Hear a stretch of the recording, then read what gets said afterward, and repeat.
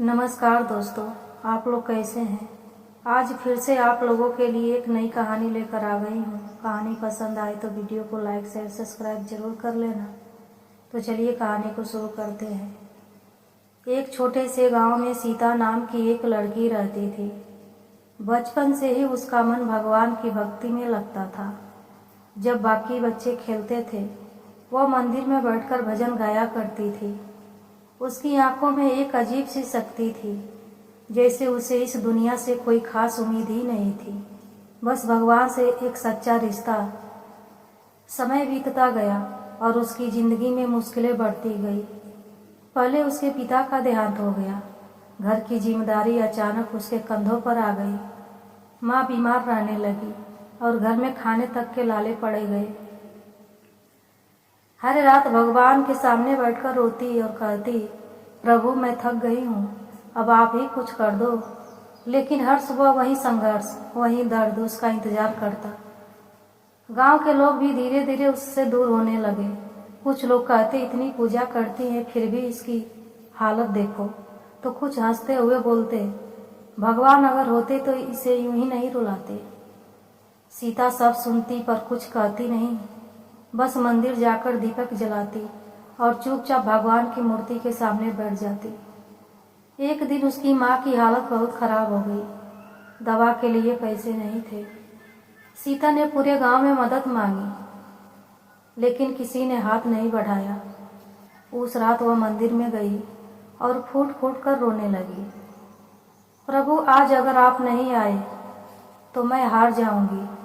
मैंने हमेशा आप पर विश्वास किया, पर आप कभी मेरी मदद के लिए नहीं आए। उसके आंसू मंदिर की सीढ़ियों पर गिरते रहे।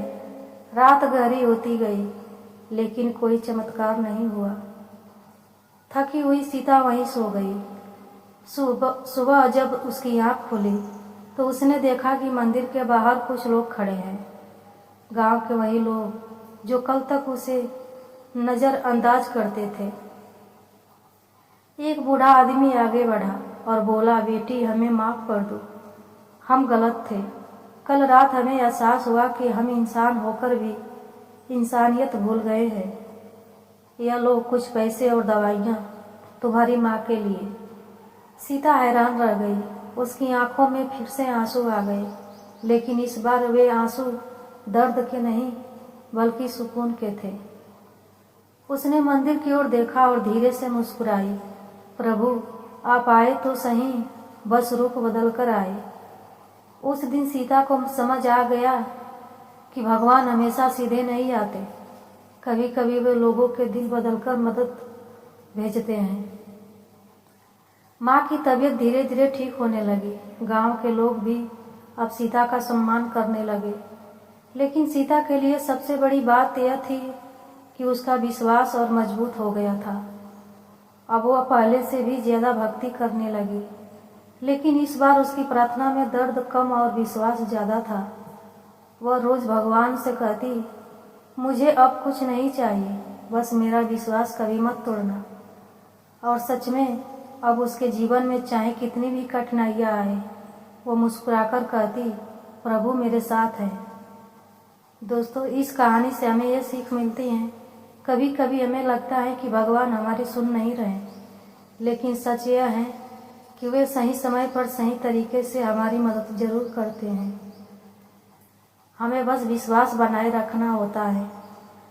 दोस्तों, अगर कहानी पसंद आए तो वीडियो को लाइक शेयर सब्सक्राइब जरूर कर लेना और कमेंट में हर हर महादेव जरूर लिखिएगा। मिलते हैं अगले